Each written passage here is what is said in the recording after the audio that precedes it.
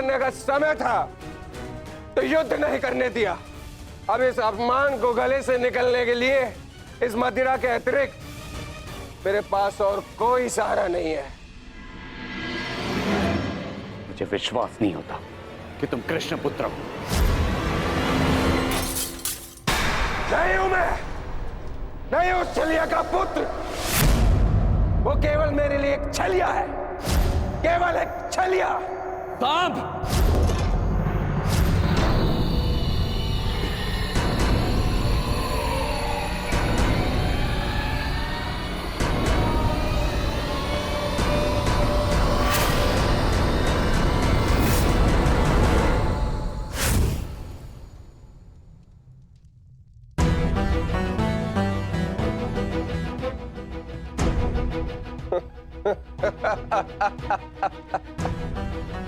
आइए आइए आइए द्वारिकाधीश, आइए।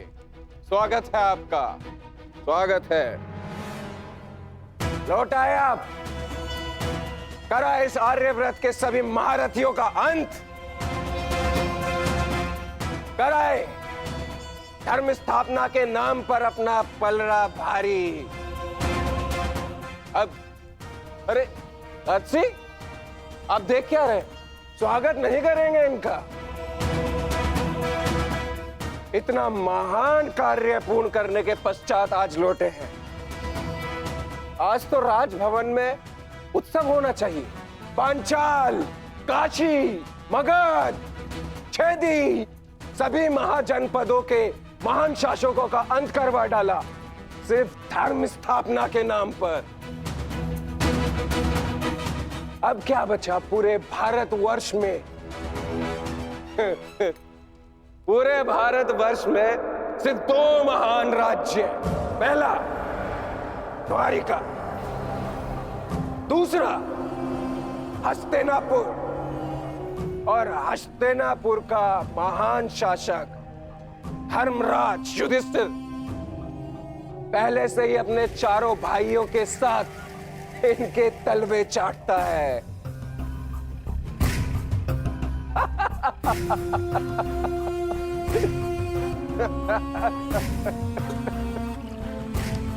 बधाई हो, बधाई हो वासुदेव, बधाई हो। आप अपने उद्देश्य में सफल हुए। जीत गया द्वारिका महाभारत। परंतु आपने भी मूल्य कुछ कम नहीं चुकाया। हमारी 7 औक्षणी सेना का अंत करवा दिया। क्या मिला आपको हमारे वीर सैनिकों का अंत करवा कर? क्यों किया आपने?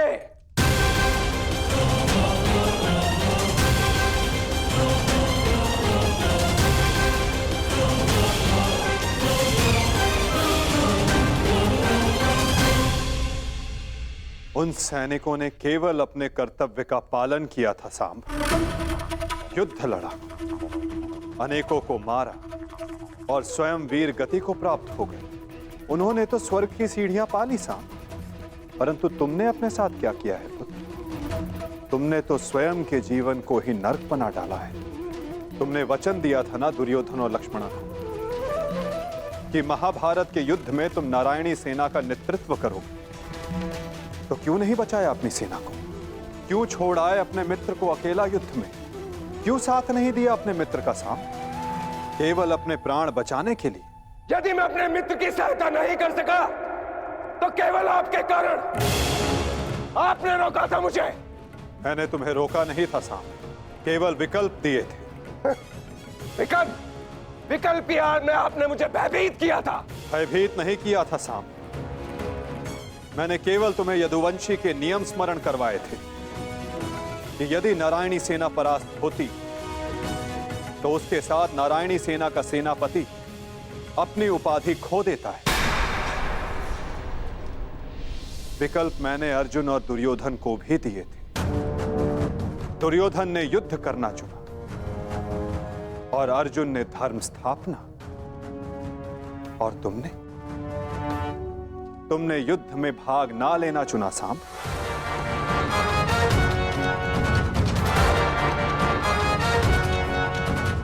कदाचित यदि तुमने अपने मित्र वीर ऋषसेन को उस युद्ध में प्रदर्शन करते देखा होता, तब तुम्हें ज्ञात होता कि वीरता की वास्तविक परिभाषा क्या होती है सांब। यदि तुमने अपने प्राण उस युद्ध में गवा दिए होते तो आज मेरा सर गर्व से ऊंचा होता, किंतु नहीं। तुम तो मदिरा के मद में स्वयं के जीवन को धीरे धीरे करके मार रहे हो। लज्जा आती है तुम पर सांब, लज्जा आती है।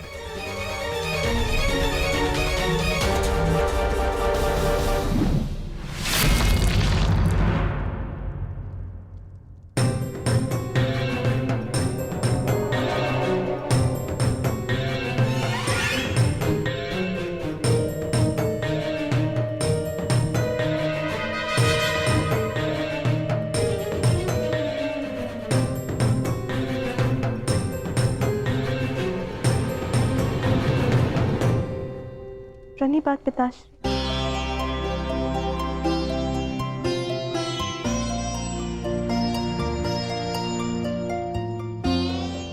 पिताश्री मैं क्षमा। लक्ष्मणा, इतनी लंबी यात्रा से आया हूं पुत्री, भोजन नहीं कराओगी? जी पिताश्री।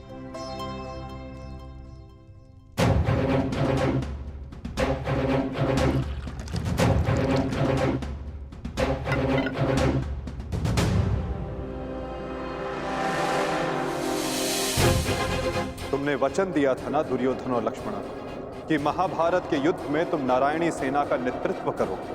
क्यों छोड़ आए अपने मित्र को अकेला युद्ध में? क्यों साथ नहीं दिया अपने मित्र का सांब? केवल अपने प्राण बचाने के लिए?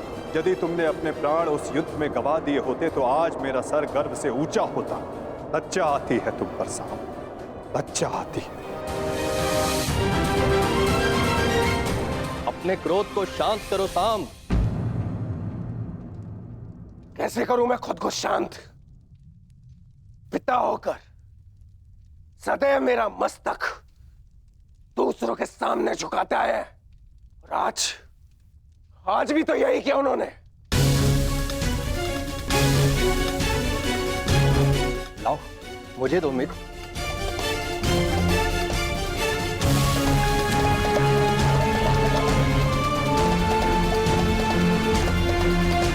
लो पियो।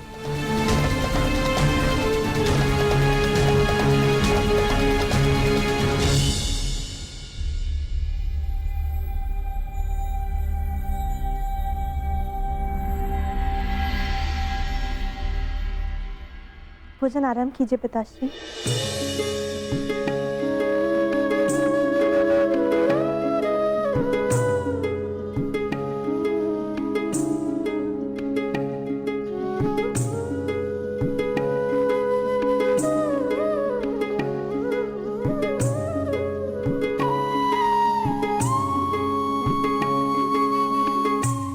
पिताश्री, क्या आप मुझे मेरे पिता के विषय में कुछ बता सकते हैं?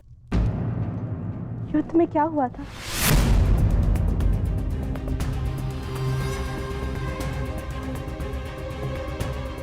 निसंदेह तुम्हारे पिता एक वीर और कुशल योद्धा थे पुत्री, और उन्होंने युद्ध में अलौकिक साहस दिखाया।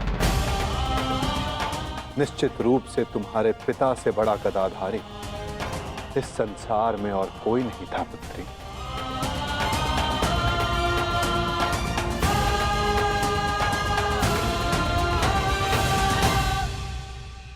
यदि ये सत्य है तो उन्हें ये संसार छोड़ के क्यों जाना पड़ा पिताश्री? हमारे कर्म और हमारे चयन हमारी नियति निर्धारित करते हैं। कुछ भावों और कुछ वस्तुओं में अधर्म का वास होता है।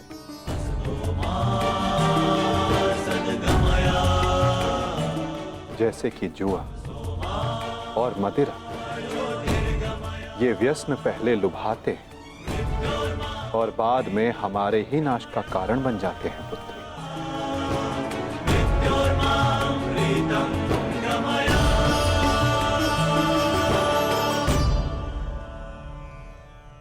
लो मित्र पियो।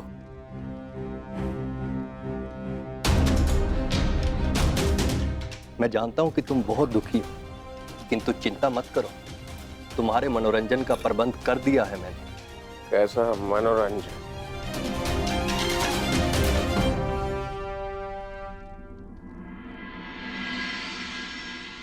लक्ष्मणा, सदैव स्मरण रखना पुत्री, जब जब मनुष्य पर मद और जुए का प्रभाव बढ़ेगा,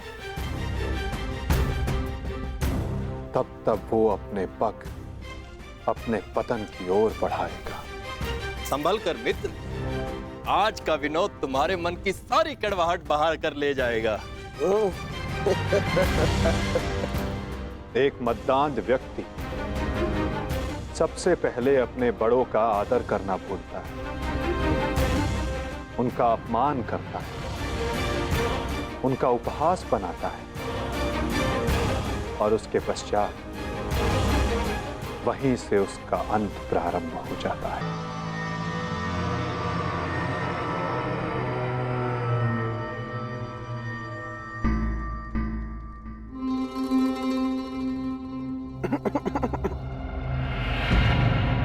तो आप हैं महान ऋषि, सुना है महात्मा कि आप भविष्य बता सकते हैं। बड़ी प्रशंसा सुनी है आपकी। क्या जानना चाहते हो? यदि ये सत्य है तो बताइए कि इस रमणी को आगे चलकर क्या होगा, पुत्र या पुत्री?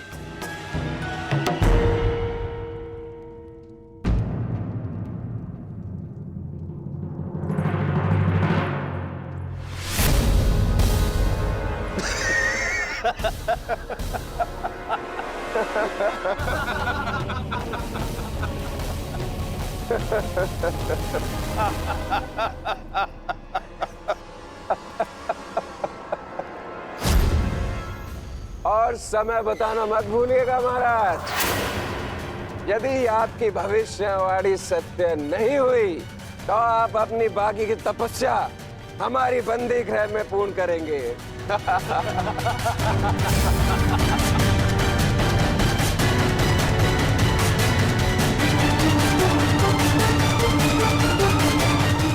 कौन क्यों है महाराज?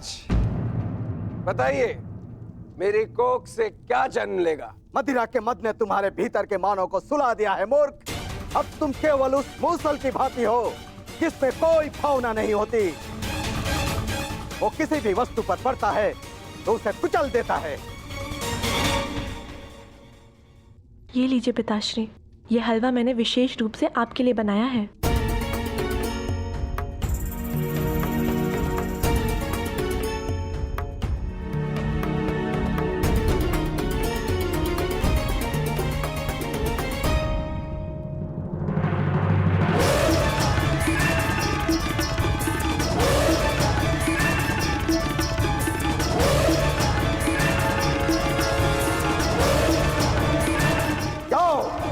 आज से ठीक 1 सप्ताह के पश्चात तुम्हारे पेट से मूसल ही उत्पन्न होगा जो तुम्हारे वंश के विनाश का कारण बनेगा।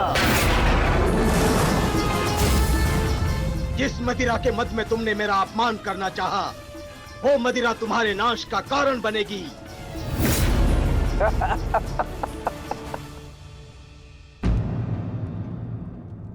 क्या हुआ पिताश्री? आप रुक क्यों गए? क्योंकि जिसे रुकना चाहिए था। तुम्हें हमारे बंदी गृह के दर्शन करने की उत्सुकता कुछ अधिक है, इसलिए तुमने हमारा अपमान करने का दुस्साहस किया। पहले वासुदेव और अभी तुम। मैं तुम्हें जीवित नहीं छोड़ूंगा।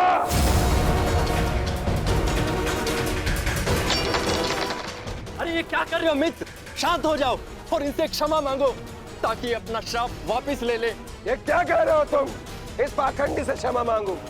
ये एक पाखंडी है। भला कभी किसी पुरुष के कोख से कुछ जन्मते हुए देखा है? ऐसे ढोंगी साधु से डरने की कोई आवश्यकता नहीं।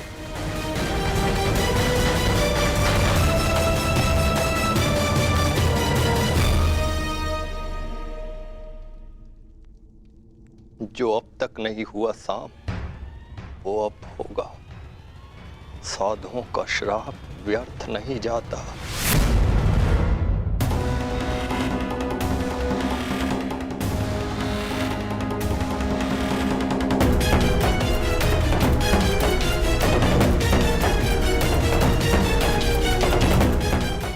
मुझे क्षमा करना पुत्री। कदाचित मैं तुम्हें कह सकता सदा सौभाग्यवती भव।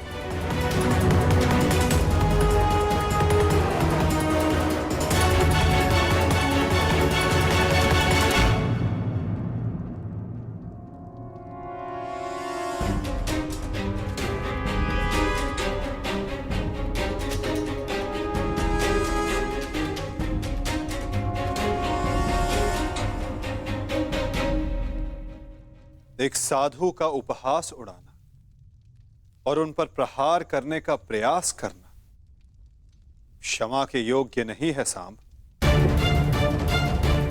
आपने तो सृष्टि के सभी महारथियों और अनेकों सैनिकों का वध करवाया, क्या वो क्षमा के योग्य है?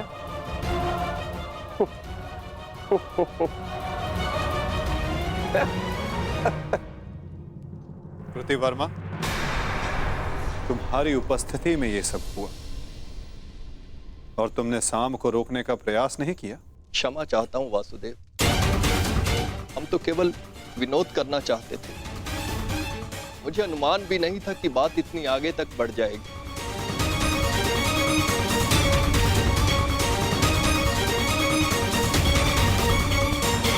कितना समय?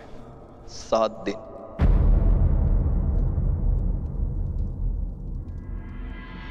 सात दिन बाद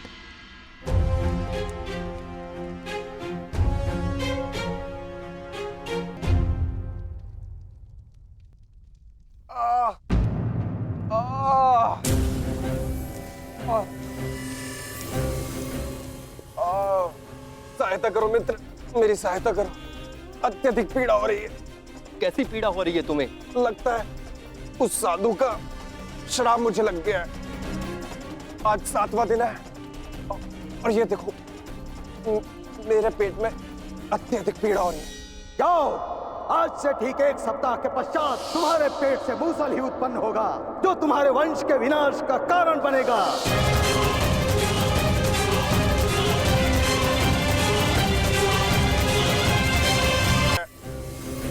आज 7वां दिन है और ये देखो मेरे पेट में अत्यधिक पीड़ा हो रही है। जाओ, आज से ठीक 1 सप्ताह के पश्चात तुम्हारे पेट से मूसल ही उत्पन्न होगा, जो तुम्हारे वंश के विनाश का कारण बनेगा। इस पीड़ा से मुझे मुक्त करो मित्र, मुक्त करो।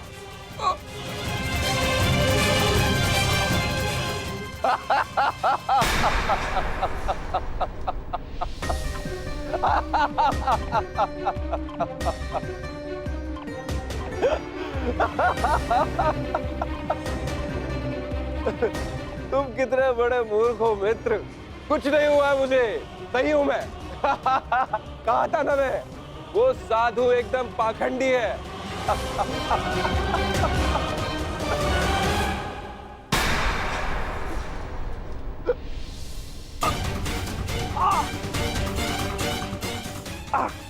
हम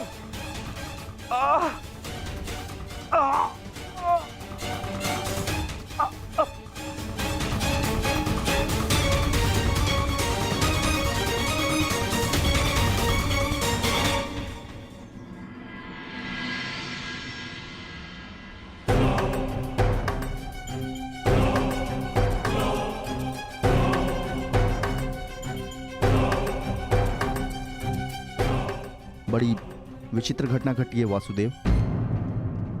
कुमार सांब के शल्य चिकित्सा के पश्चात उनके पेट से ये मूसल निकला है।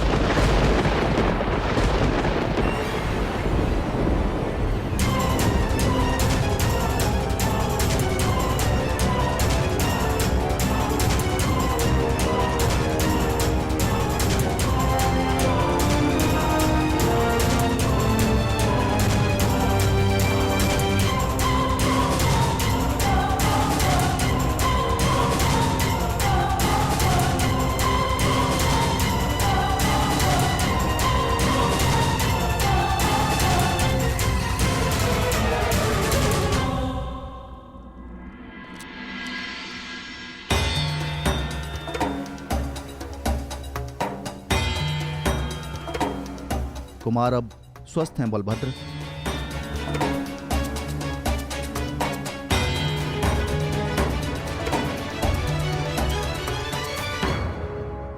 देख लिया, ये उस श्राप का नहीं, ये तुम्हारे अहंकार और तुम्हारे मदिरापान का फल है। ये श्राप तो केवल एक निमित्ता है। तुम्हारे कर्मों के कारण यदुवंश का नाश जन्म ले चुका है।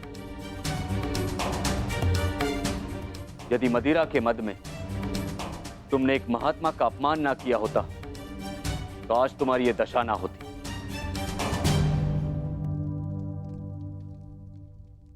अब कुछ नहीं हो सकता था। मनुष्य को अपने कर्मों का फल मिलता ही है, परंतु एक के कर्मों का फल पूरा वंश भुगते, ये नीति नहीं है। यदि अनाज के पौधों के बीज में घुन लग जाए तो वो सारी फसल नष्ट कर देते हैं दाऊ। नहीं कान्हा, मैं सांब की मूर्खता का फल समस्त द्वारका को नहीं भुगतने दूंगा।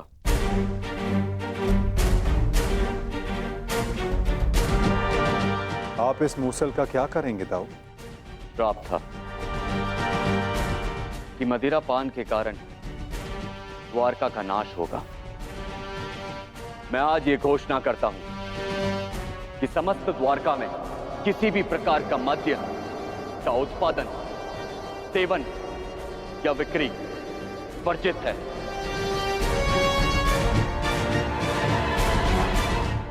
और रही बात इस मूसल की,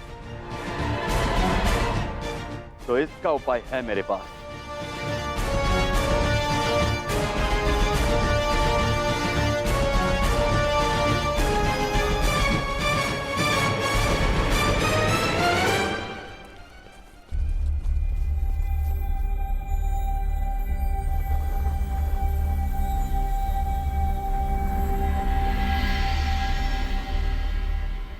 आपके आदेशानुसार मूसल की भस्म बना दी गई है बालभद्र।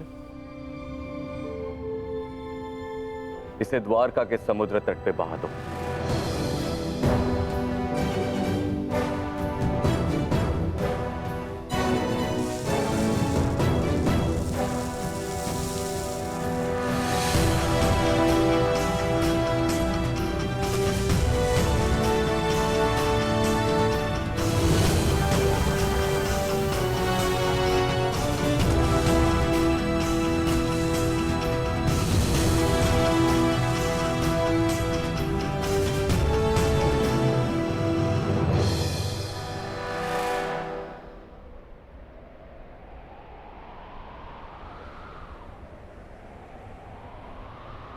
दाऊ,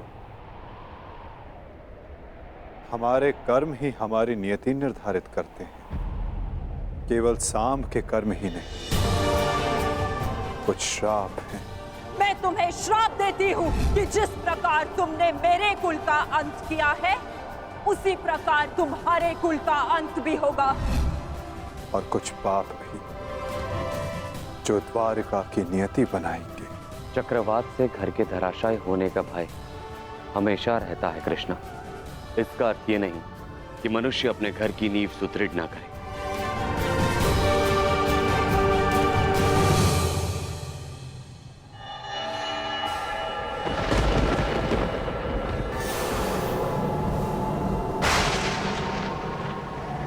जब नींव गल जाती है दाऊ, तो भवन का धराशायी हो जाना निश्चित होता है। द्वारका का अंत समीप है।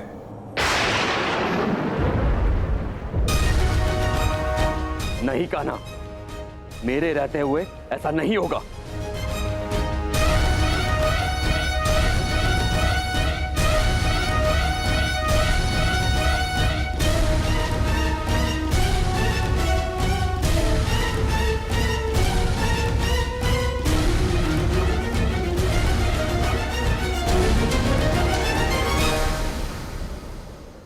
समय किसी की नहीं सुनता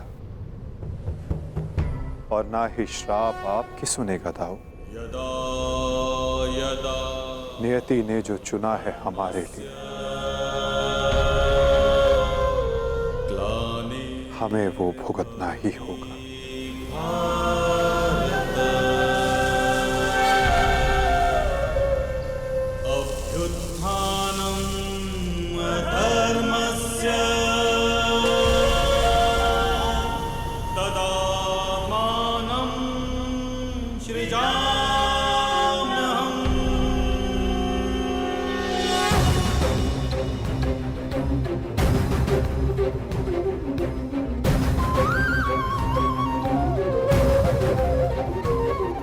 हर एक सरकंडे में एक आहुति छिपी है दाऊ। किसी की मृत्यु तो किसी की मुक्ति।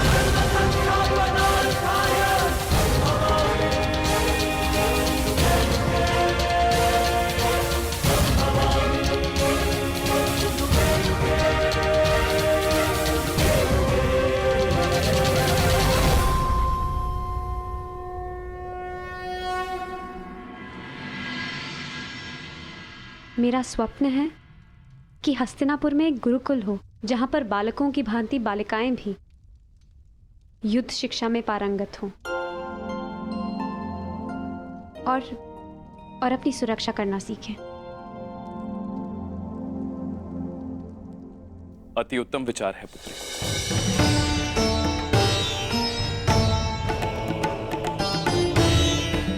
प्रणिपात, प्रणिपात, प्रणिपात।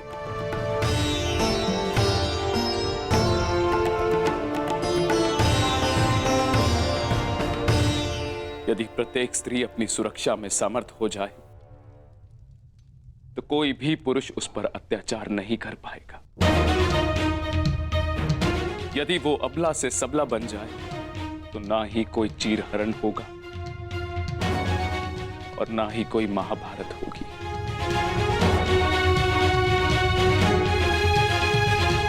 ज्येष्ठ पिताश्री, आपने स्मरण किया? हाँ पुत्र, एक महत्वपूर्ण निर्णय लिया है जो मैं तुम्हें बताना चाहता था।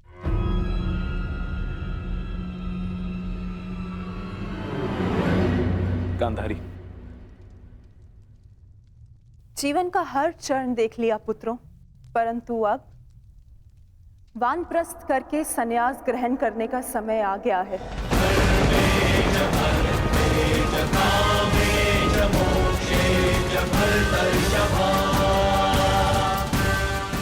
हाँ पुत्र, हिस्ट्री जीजी और मुझे विदा लेने की आज्ञा दे।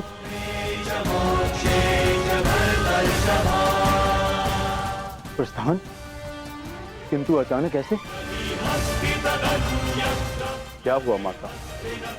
कोई समस्या हुई है या हमसे कोई भूल हुई है जिससे आपको कष्ट पहुंचा है?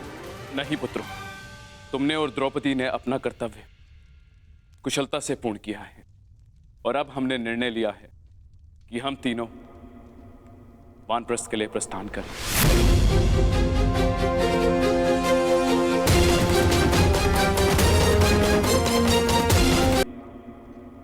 वानप्रस्थ के लिए प्रस्थान करें।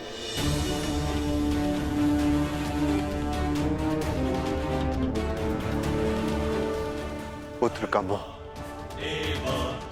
आपको जाने भी नहीं देना चाहता और पुत्र का धर्म आपको रोक भी नहीं सकता। आप सबके तप संचय को रोकना भी पाप होगा।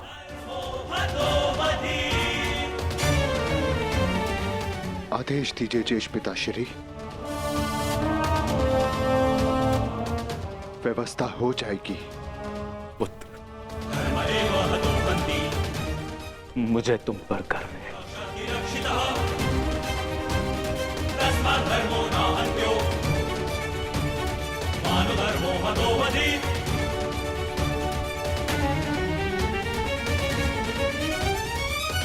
परंतु हम आपको ऐसे नहीं जाने दे सकते। आप सभी के साथ हमें भी एक उत्सव मनाने का सौभाग्य तो मिलना चाहिए ना।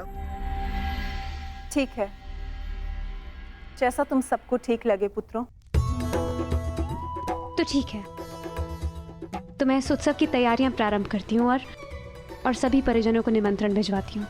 सर्वप्रथम माधव को।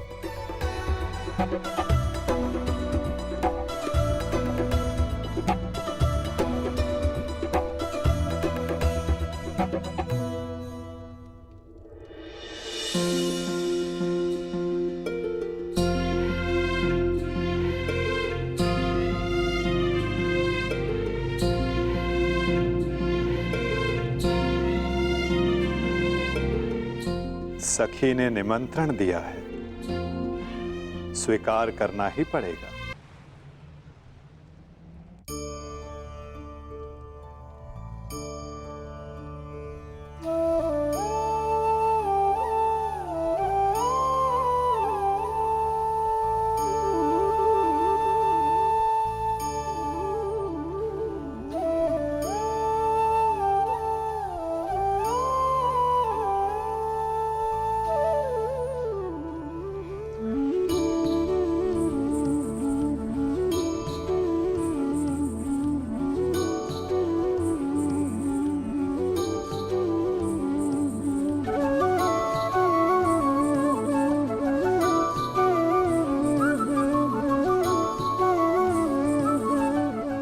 माधव, आप सदैव हम सबके साथ हमारे दुख में उपस्थित रहे, परंतु आज सुख के समय पर आपके आगमन ने हम सबके आनंद को दुगना कर दिया।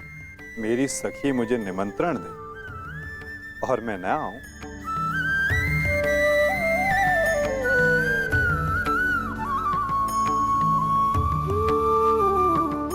तुम सबका परिश्रम स्पष्ट दिखाई दे रहा है। जब प्रेरणा देने वाला शुभ हो तो परिश्रम का फल भी शुभ ही होता है माधव। आइए माधव, अपना स्थान ग्रहण करें।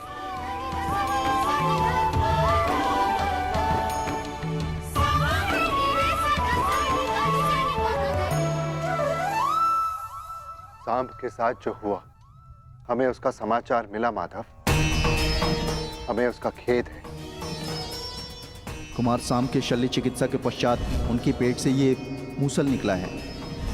समय का चक्र और नियति को कोई नहीं रोक सकता धर्मराज। परंतु मुझे सदा खेद रहेगा।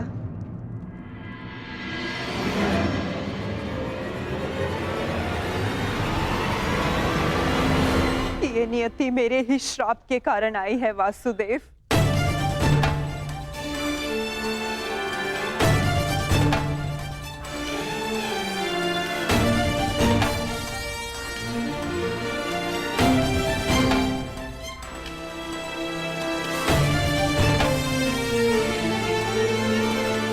प्रणिपात राजमाता। संतोष मिला कि मेरी भूल के पश्चात भी आपका यहाँ आगमन हुआ वासुदेव। नहीं राजमाता, मैं आया क्योंकि मेरा यहाँ उपस्थित होना आवश्यक था। मुझे क्षमा कर दीजिए वासुदेव। बीते समय पर शोक मनाने से कोई लाभ नहीं। आनंदमय तो ये है कि हम सभी आने वाले नए भविष्य का स्वागत करें। कैसा भविष्य माधव? बधाई हो सम्राट, महारानी वृषाली ने पुत्र को जन्म दिया है।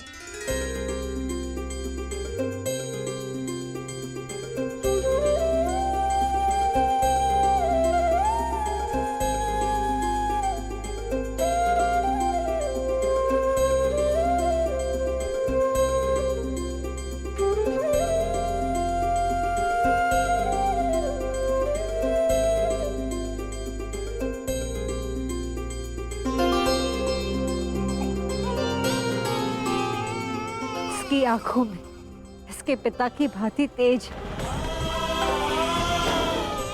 कल्याण हो। बुआ श्री, इस बालक का नामकरण कीजिए।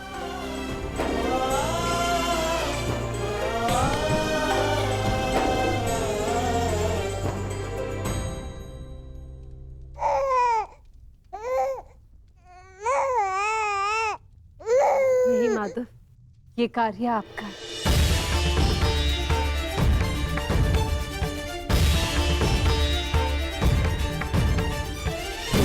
क्षमा शमोस्तेयम्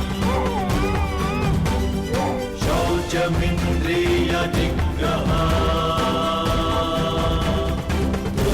क्षमा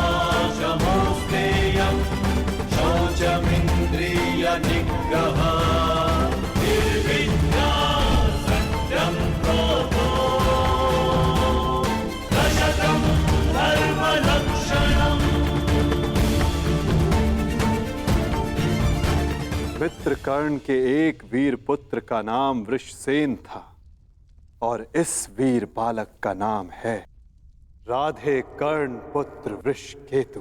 वृषकेतु वृषकेतु वृषकेतु।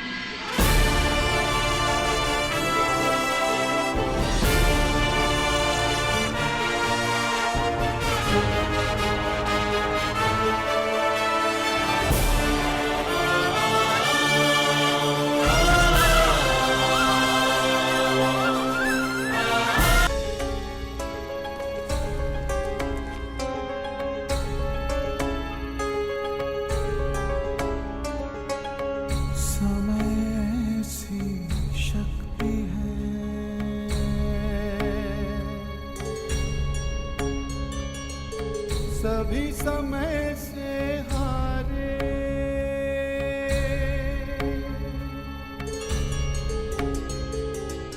समय सी शक्ति है, सभी समय से हारे।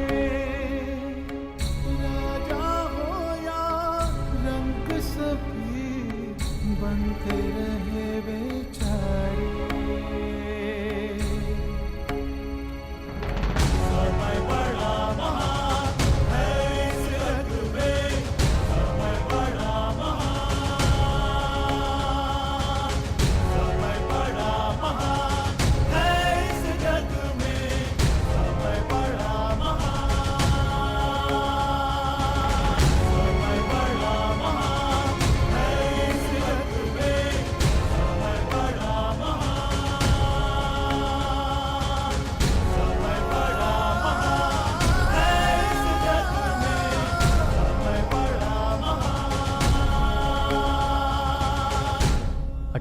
वर्ष पश्चात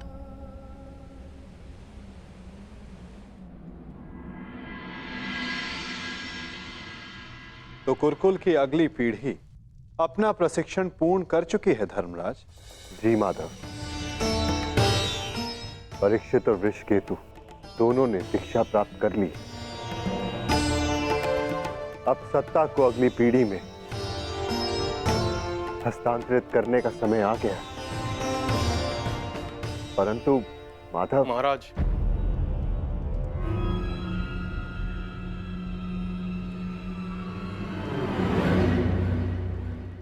कहो। एक दुखद समाचार है महाराज।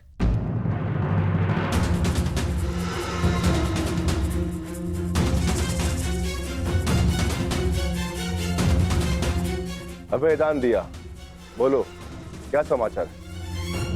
राजमाता कुंती। क्या हुआ है माता कुंती को?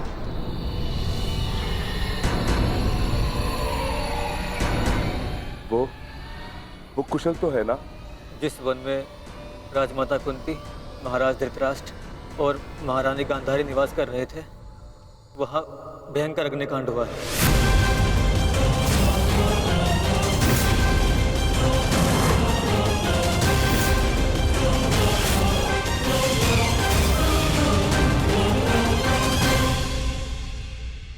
और वो तीनों जलकर भस्म।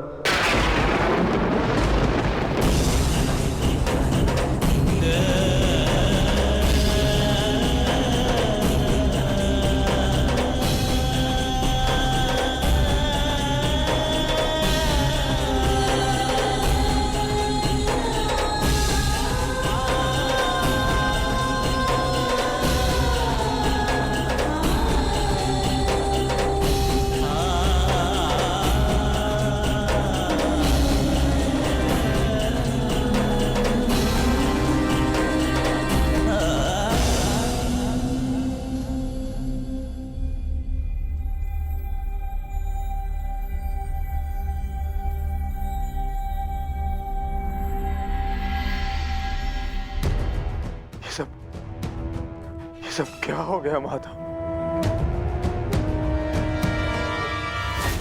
अचानक इस बात क्या हो गया?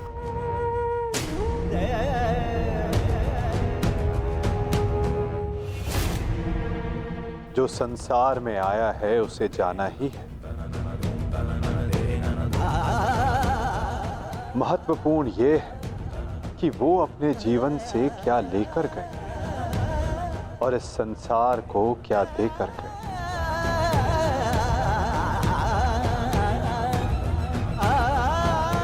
एक वृक्ष की जब पत्तियां झड़ती हैं तो वो वृक्ष पत्तियों के झड़ने का शोक नहीं मनाता, अपितु नई पत्तियों का स्वागत करता है, नवजीवन को आगे बढ़ाता है।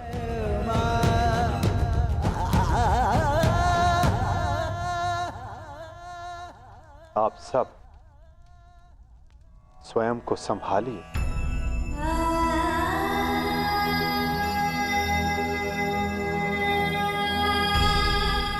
पार्थ,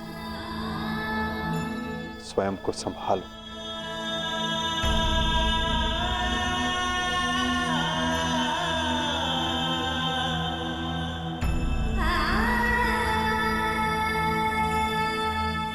धर्मराज, आपने अपना हर कर्तव्य, हर उत्तरदायित्व कुशलतापूर्वक पूर्ण किया है और परिवर्तन का जो वचन आपने दिया था उसे भी पूर्ण किया। और अब ये समय दुख मनाने का नहीं, अपितु अपना उत्तरदायित्व पूर्ण करने का है धर्मराज।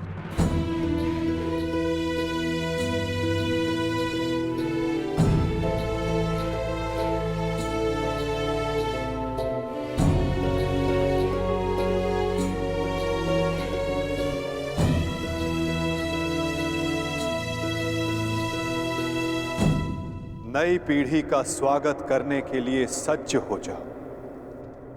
समय आ गया है कि हस्तिनापुर के नए युवराज को प्रजा के समक्ष प्रस्तुत किया जाए।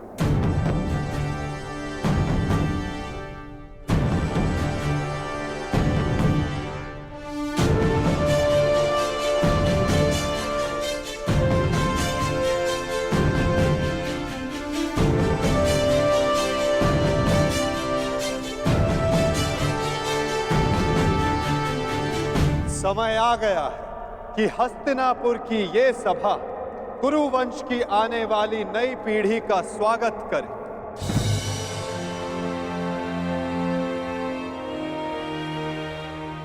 हस्तिनापुर के 2 महारथी, 2 युवराज,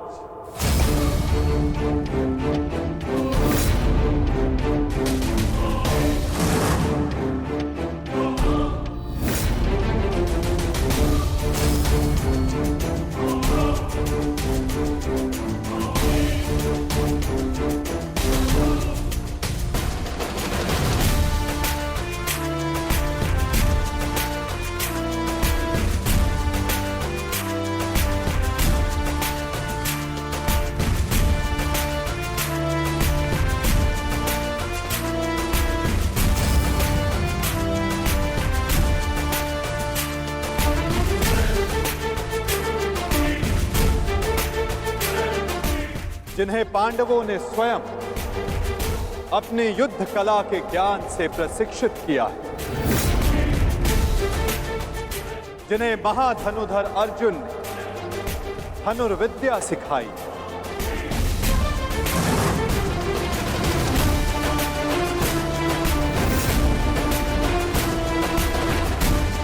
जिन्हें महाबली भीम शक्ति और गदा युद्ध में पारंगत किया, जिन्हें नकुल सहदेव ने खड़ग युद्ध में प्रशिक्षित किया, जिन भावी सम्राटों को धर्मराज युधिष्ठिर भाले के प्रहार के साथ साथ धर्म के ज्ञान का आधार भी दिया है।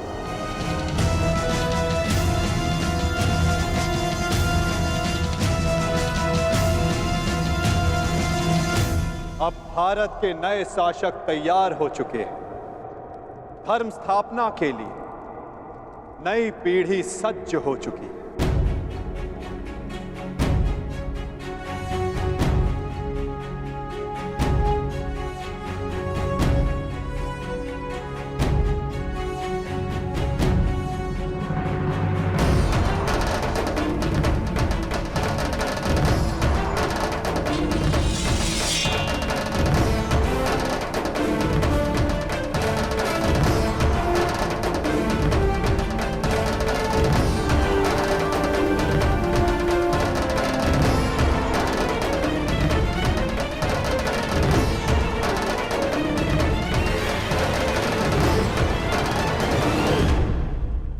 स्वागत कीजिए अभिमन्यु पुत्र अर्जुन पौत्र युवराज परीक्षित का।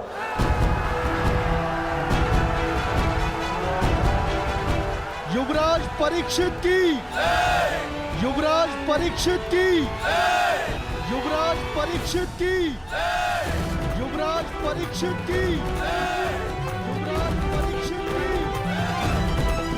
युवराज परीक्षित की, युवराज परीक्षित की, युवराज परीक्षित की।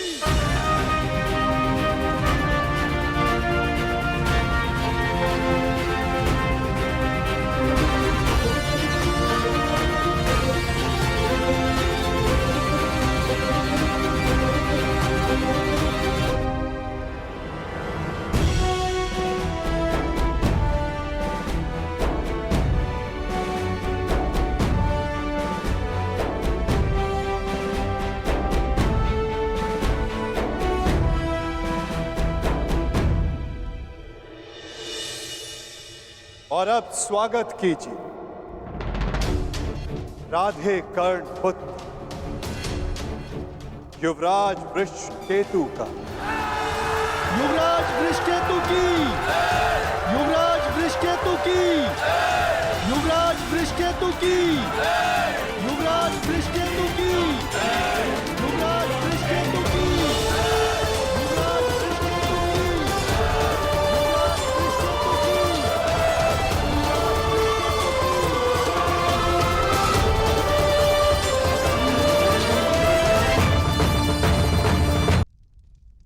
और अब स्वागत कीजिए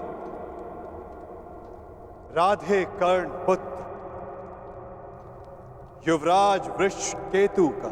युवराज वृषकेतु की, युवराज वृषकेतु की, युवराज वृषकेतु की, युवराज वृषकेतु की, युवराज वृषकेतु की, युवराज वृषकेतु की।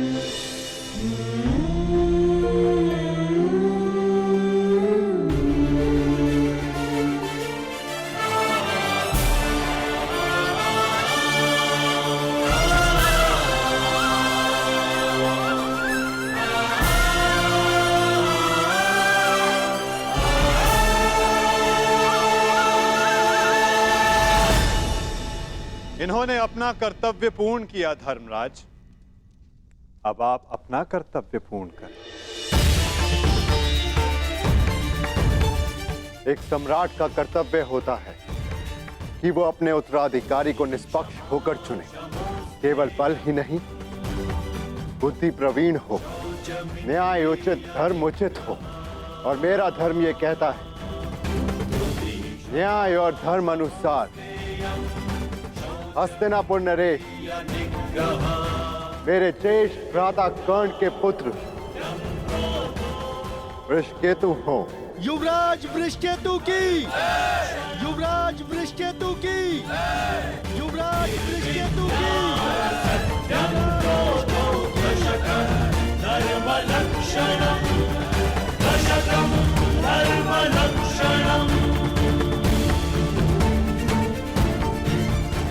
काकाश्री,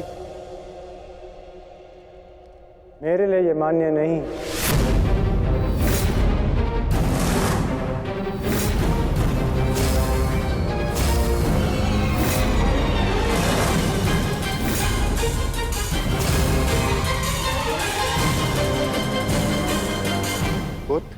सम्राट आपका न्याय उचित है,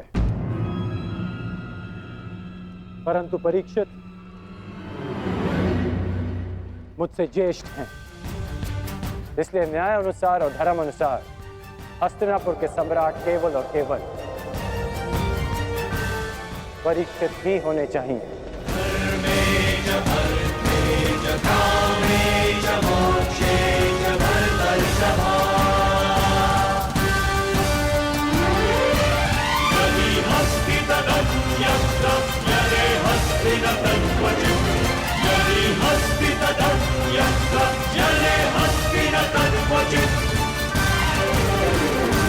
परंतु पुत्र, अद्भुत वृषकेतु,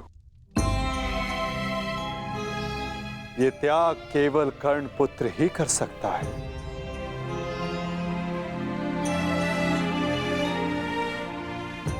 इस सभा ने छल देखा, बल देखा, नारी का दंभ भी देखा, और आज बंधु प्रेम और त्याग देख रहा है।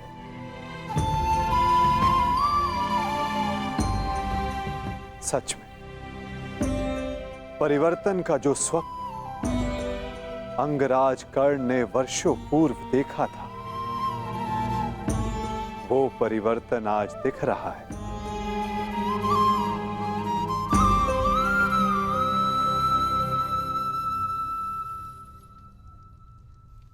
धर्मराज युधिष्ठिर को न्याय उचित घोषणा ही करनी चाहिए।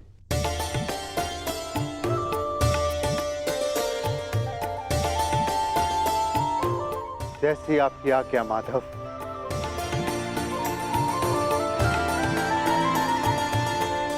युवराज परीक्षित को हस्तिनापुर का सम्राट घोषित किया जाता है। युवराज परीक्षित की, युवराज परीक्षित की, युवराज परीक्षित की, युवराज परीक्षित की, युवराज परीक्षित की। परंतु ये अपूर्ण न्याय होगा। न्याय उचित यही होगा कि अंग पर ज्येष्ठ कर्ण के पश्चात अधिकार वृषकेतु का है, और मैं वृषकेतु को अंग का नया राजा घोषित करता हूं। महाराज वृषकेतु की, महाराज वृषकेतु की, महाराज वृषकेतु की। और अंग के साथ साथ इंद्रप्रस्थ भी वृषकेतु के नियंत्रण में होगा। अंगराज वृषकेतु की, अंगराज वृषकेतु की, अंगराज वृषकेतु की।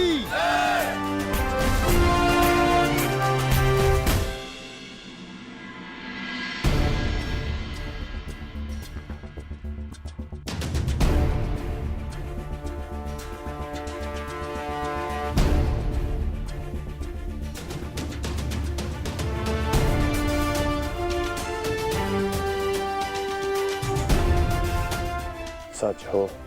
मैं तो आरंभ से ही सज हूं।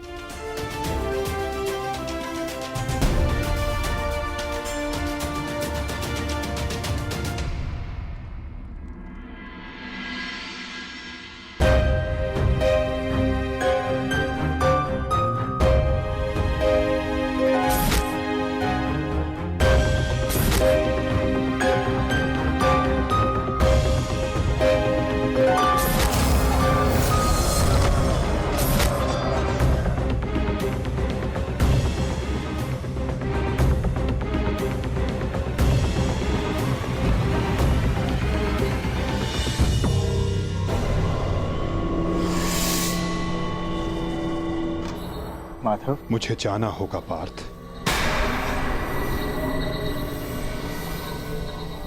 परंतु माधव। नहीं पार्थ, नियति मुझे पुकार रही है।